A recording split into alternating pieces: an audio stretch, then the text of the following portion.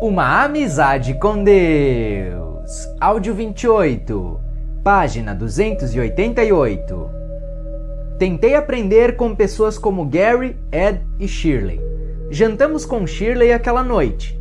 Shirley MacLaine é uma pessoa muito verdadeira, uma das mais verdadeiras que conheci, o que nos estimula imediatamente a sermos verdadeiros com ela. Então, disse enquanto me sentava ao seu lado, você realmente conversou com Deus? Acho que sim, eu respondi com modéstia. Você acha que sim? Ela estava incrédula. Você acha que sim? Bem, eu gaguejei. A minha experiência diz que sim.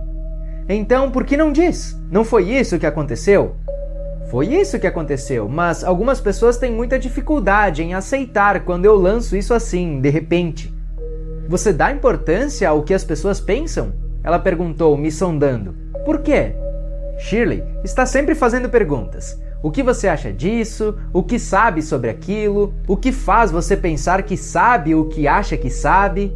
Como você reage quando tal e tal coisa acontece? Fiz várias visitas a Shirley desde então, e para mim é bastante óbvia a razão pela qual ela é uma atriz tão incrível. Ela parece transformar cada pessoa que conhece num estudo de caso, impressionando-se verdadeiramente por ela, e dá a cada pessoa uma parte muito verdadeira de si mesma, não oculta nada. A alegria, a gargalhada, as lágrimas, a verdade, tudo está à mostra como uma dádiva de uma pessoa genuína sendo genuinamente ela mesma. Ela não molda o comportamento, a personalidade, os comentários ou o diálogo que mantém com alguém, por qualquer razão. E eis o que Shirley partilhou comigo. Não a partir de alguma coisa que tenha dito nas vezes em que estivemos juntos, mas simplesmente sendo ela mesma. Nunca tome a resposta de alguém como sua. Nunca abra mão de ser quem você é e nunca desista de explorar quem você poderia ser se passasse ao próximo nível. Isso exige coragem, o que me leva a duas das pessoas mais corajosas que conheço, Ellen DeGeneres e Anne Hatch. Foi em dezembro de 1998 que Nancy e eu recebemos um convite para passar alguns dias com essas duas mulheres admiráveis.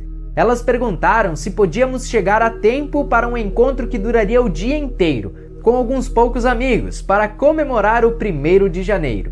Estamos começando uma vida nova neste ano novo e não encontramos ninguém melhor que você para partilhar esse dia conosco, dizia a mensagem. Os livros nos inspiraram tanto. Não creio que exista algum lugar na Terra onde eu tenha me sentido melhor mais rapidamente do que na casa de Ellen e Anne. É difícil não se sentir imediatamente confortável, porque naquele espaço não há lugar para qualquer pretensão.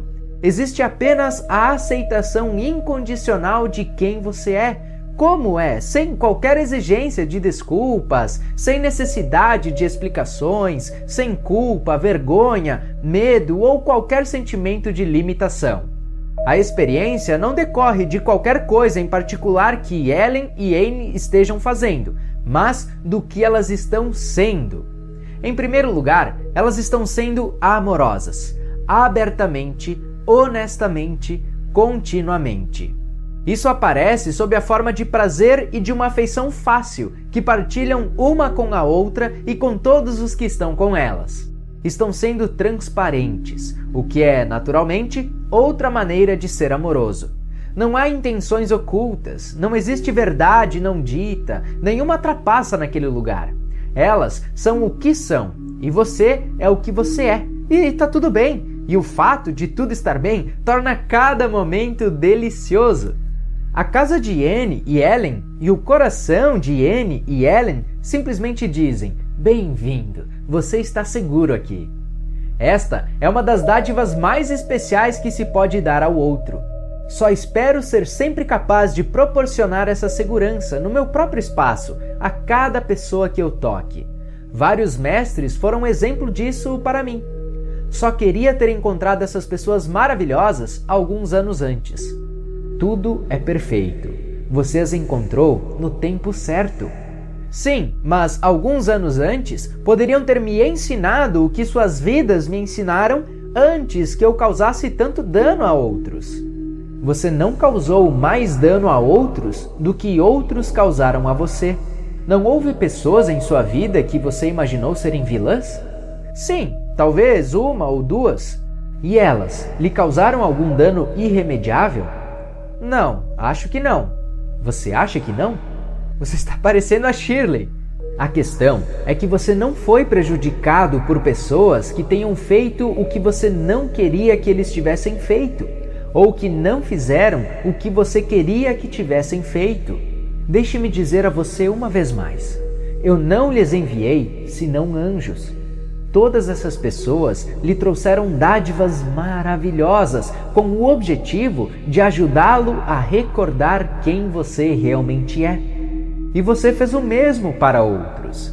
E quando todos terminarem essa aventura maravilhosa, você verá isso claramente e todos agradecerão uns aos outros. Eu lhe digo, chegará o dia em que você fará uma revisão da sua vida e agradecerá cada minuto dela. Toda a mágoa, toda a tristeza, toda a alegria, toda a celebração, todo momento da sua vida será um tesouro para você, pois você verá a perfeição máxima do plano. Você se afastará da tessitura e, ao olhar a tapeçaria completa, chorará diante de tanta beleza. Por isso, amem uns aos outros, cada um dos outros, todos os outros, mesmo aqueles que você chamou de seus perseguidores, mesmo aqueles que você amaldiçoou como inimigos. Amem uns aos outros e amem a si mesmos. Pelo amor de Deus, amem a si mesmos. Quero dizer, literalmente, ame seu eu, pelo amor de Deus. Isso é muito difícil de fazer às vezes, principalmente quando eu penso o que fui no passado. Não fui uma boa pessoa a maior parte da minha vida. Eu passei 30 anos sendo um perfeito... Não diga. Não se acuse dessa forma. Você não foi a pior pessoa a caminhar sobre a face da terra. Você não era o demônio personificado.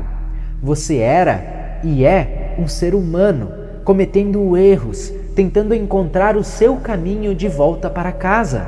Você estava confuso. Você fez o que fez porque estava confuso. Você estava perdido. Você estava perdido e agora se encontrou. Não se perca novamente, desta vez no labirinto da sua própria autopiedade, no emaranhado de sua própria culpa. Em lugar disso, invoque a si mesmo na próxima versão mais ampla da melhor visão que jamais teve sobre quem você é. Conte sua história, mas não seja sua história. Sua história é como a história de qualquer um. É apenas quem você pensava que era. Não é quem você realmente é. Se você a usar para recordar quem você realmente é, você a terá utilizado sabiamente. Você a terá usado exatamente como se pretendia que ela fosse usada. Conte, portanto, sua história e vejamos do que mais você se lembrou em consequência dela e o que existe para todas as pessoas se lembrarem. Bem, talvez eu não fosse um perfeito... o que quer que fosse, mas certamente não tinha nenhuma capacidade de fazer as pessoas se sentirem seguras. Mesmo no início dos anos 80, quando achava que tinha aprendido um pouco sobre crescimento pessoal, eu não estava aplicando o que estava aprendendo. Eu tinha me casado novamente e me mudado para a pequena cidade de Klickitat, em Washington. Mas a vida tampouco funcionou muito bem lá, em grande parte porque simplesmente não era muito seguro ficar ao meu lado. Eu era egoísta e manipulava cada momento e cada pessoa que podia, a fim de conseguir o que queria. Nada mudou muito quando me transferi para Portland, Oregon, desejando um novo começo. Em vez de melhorar, minha vida passou de complicada a muito complicada. A grande pancada dessa vez foi um enorme incêndio no apartamento onde vivia com minha mulher, destruindo quase tudo o que possuíamos. Mas eu não tinha chegado ao fundo do poço ainda. Desfiz meu casamento, iniciei outros relacionamentos e desfiz todos. Eu lutava como um náufrago para me manter à tona, praticamente levando todos ao meu redor a se afogarem comigo. Nessa ocasião, tive a certeza de que as coisas não poderiam piorar mais. Mas pioraram.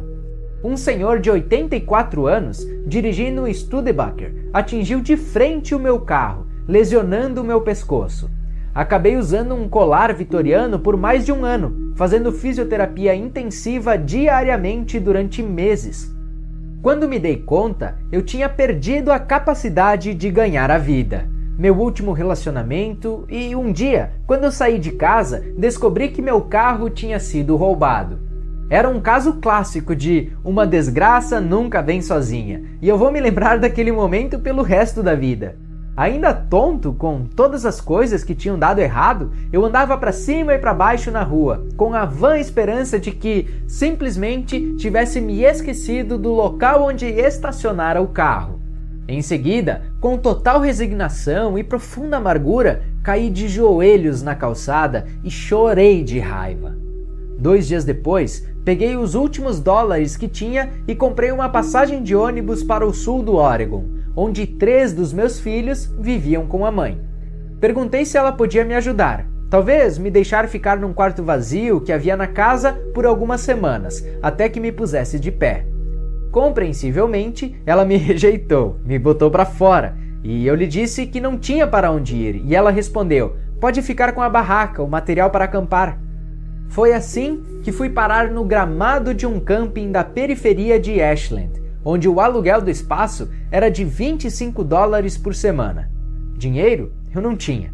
Implorei ao gerente por alguns dias, até que eu juntasse algum dinheiro, e ele desviou os olhos. O local já estava cheio de visitantes, e a última coisa de que ele precisava era mais um. Mas ele ouviu minha história. Deixou-me contar sobre o incêndio, o acidente, o pescoço quebrado, o carro roubado e a lista interminável e incrível de incidentes de falta de sorte, e acho que seu coração se apiedou de mim. "Está bem", ele disse, "alguns dias. Vamos ver o que vai conseguir. Coloque sua barraca aqui." Com 45 anos, eu sentia que a minha vida tinha chegado ao fim. Passara de profissional bem pago na indústria do rádio, gerente editorial de jornal, relações públicas de uma das maiores cadeias de escolas do país e assessor particular da doutora Elizabeth Kubler-Ross, a catador de latas de cerveja e garrafas de soda, vendidas a 5 centavos cada uma. 20 latas fazem $1, 100 fazem 5, e 5 vezes 5 por semana me mantém no acampamento. Aprendi algumas coisas sobre a vida nas ruas, na melhor parte do ano que passei no camping. Eu não estava exatamente na rua, mas no que mais se aproximava dela, e descobri que existe um código no espaço a céu aberto, nas ruas, debaixo das pontes e nos parques que, se fosse seguido pelo resto do planeta, mudaria o mundo. Ajudar um ao outro. Quando se permanece nessa condição por algumas semanas, chega-se a conhecer os que estão com você e eles aprendem a conhecê-lo. Nada pessoal, veja bem, ninguém pergunta como você foi parar ali. Mas, se o veem em dificuldade, não passam simplesmente por você, como fazem muitas pessoas que vivem abrigadas em suas casas. Eles param, perguntam: "Tudo bem?" E se você precisa de alguma coisa que eles têm, eles lhe dão. Eu convivi com moradores de rua que me deram seu último par de meias secas ou metade das latas que tinham apanhado quando parecia que não ia ser capaz de preencher minha cota. E se um deles marcava um tento, uma nota de 5 ou de 10, ganhava de alguém que passava, voltava para o acampamento com comida para todos. Eu me lembro como tentei me arranjar na primeira noite. Já estava escurecendo quando cheguei. Tinha pouquíssima experiência em montar barracas, e o vento batia, anunciando chuva. "Amarre naquela árvore", disse uma voz rouca, vindo não sei de onde. "Depois, amarre a outra ponta no poste telefônico. Pendure alguma coisa na corda para não se matar no meio da noite quando for ao banheiro." A chuva começou a cair levemente. De repente, estávamos armando a barraca juntos. Meu amigo sem nome não disse nada além do necessário, limitando seus comentários a instruções práticas e indispensáveis. Quando terminamos, na realidade ele fez a maior parte do trabalho, jogou o martelo no chão. "Você já pode se abrigar." resmungou e saiu caminhando. Ei, obrigado! Eu gritei. Como é o seu nome? Não importa, ele disse sem olhar para trás. Nunca mais o vi. Minha vida se tornou muito simples no parque. Meu maior desafio e o meu maior desejo era me manter aquecido e seco. Não ansiava por nenhuma promoção, não me preocupava em conquistar a gatinha, não me irritava com a conta do telefone e nem me perguntava o que iria fazer do resto da minha vida. Chovia muito, o vento frio de março soprava e eu simplesmente tentava me manter aquecido e seco. De vez em quando, ficava pensando em como sairia dali. Mas a maior parte do tempo me perguntava como conseguiria me manter ali. $25 por semana era muito dinheiro para se conseguir do nada. Eu pretendia procurar trabalho, naturalmente. O problema era o aqui, o agora. Era esta noite, o amanhã e o dia seguinte. Eu estava me restabelecendo da lesão no pescoço. Não tinha carro, dinheiro, dispunha de muito pouca comida e não tinha lugar para morar. Mas era primavera de novo, quase verão, e isso contava a favor. Todos os dias eu vasculhava as latas de lixo, com esperança de encontrar um jornal, metade de uma maçã, uma sacola com um sanduíche esquecido. O jornal servia para acolchoar a barraca e como fonte de informação sobre empregos. Sempre que punha as mãos no jornal, percorria os classificados, procurando trabalho.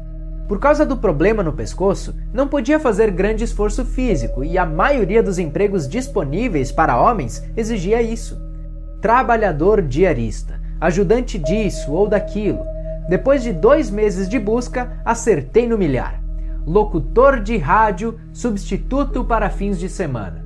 Exige-se experiência anterior, telefonar para etc, etc, etc.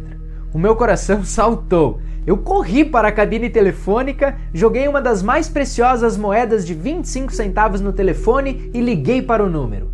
O diretor de programação, que eu sabia que era a pessoa que estaria fazendo a contratação, não estava. Ele pode ligar de volta? Me perguntou uma voz de mulher. Claro, eu disse, com a melhor voz radiofônica que consegui. Estarei aqui até às 4 horas.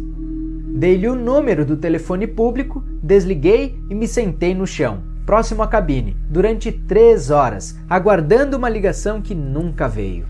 Na manhã seguinte, encontrei um romance no lixo. Apanhei-o e voltei para junto da cabine telefônica. Queria estar preparado para esperar o dia inteiro, se houvesse necessidade. Sentei-me às 9 da manhã e abri o livro. O telefone tocou às 9h35. Desculpe não ter ligado ontem, disse o diretor de programação. Não tive tempo. Disseram-me que você viu o anúncio para disc jockey nos fins de semana. Você tem experiência? De novo, busquei meu melhor registro de voz. Bem, fiz alguns programas aqui e ali, eu disse, mostrando desinteresse e acrescentei, nos últimos 20 anos.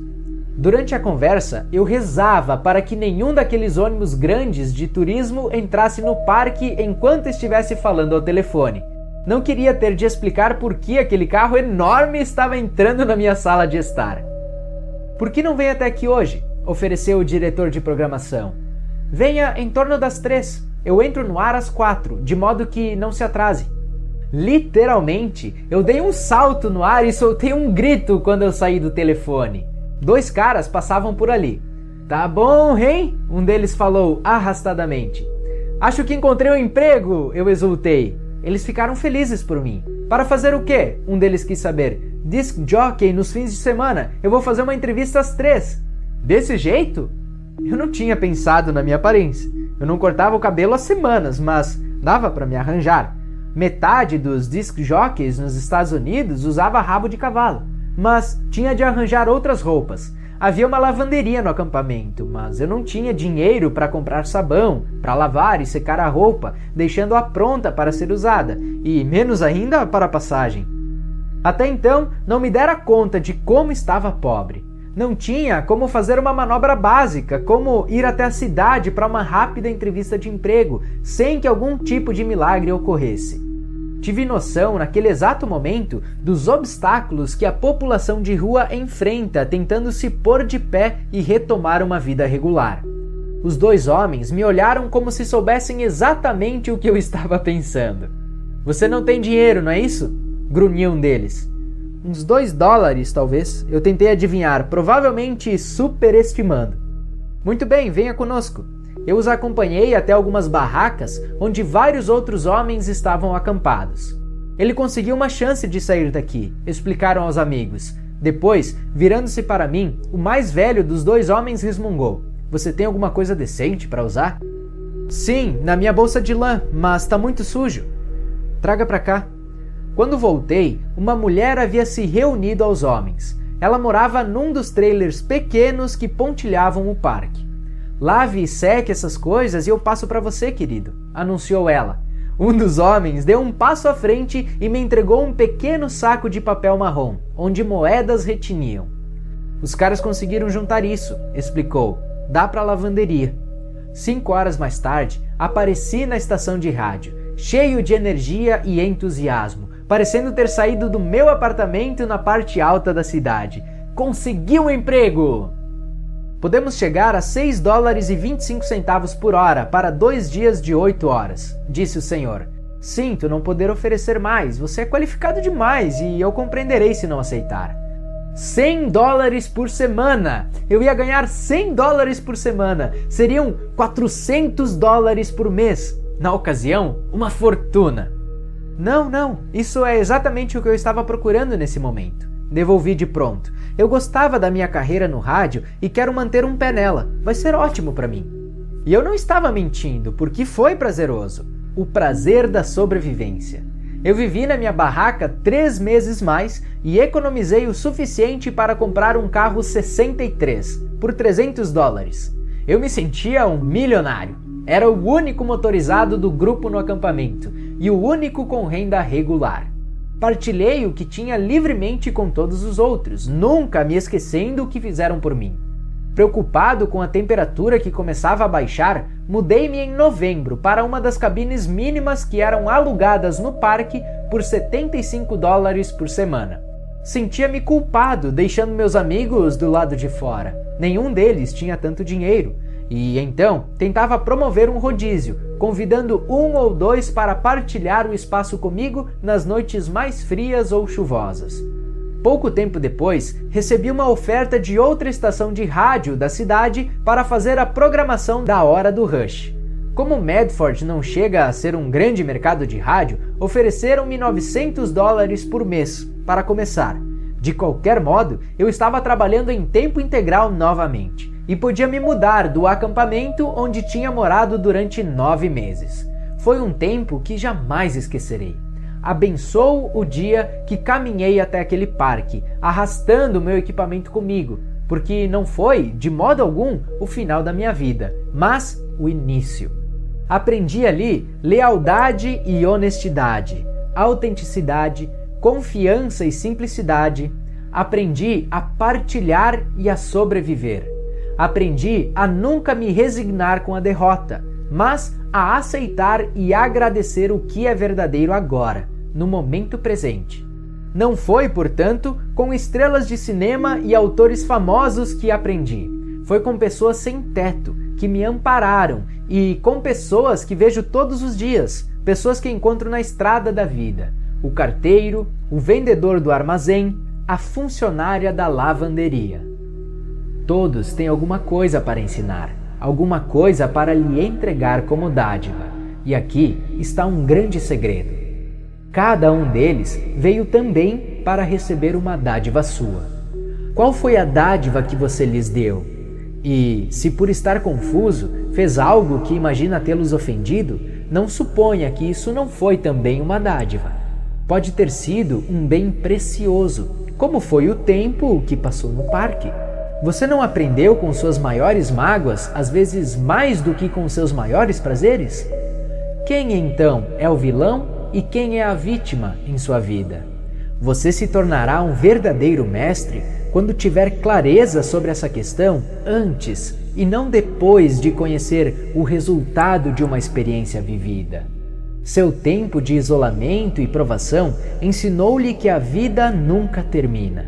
Nunca, jamais pense que sua vida acabou, mas saiba sempre que a cada dia, cada hora, Cada momento é outro começo, outra oportunidade, outra chance de se recriar novamente. Mesmo que você faça isso no último momento possível, no momento de sua morte, você terá justificado toda a sua experiência e a terá glorificado diante de Deus. Mesmo que você seja um criminoso insensível, um assassino caminhando no corredor da morte ou avançando para a execução, ainda assim isso será verdadeiro. Você deve saber isso, deve confiar nisso. Eu não lhe diria se não fosse verdadeiro.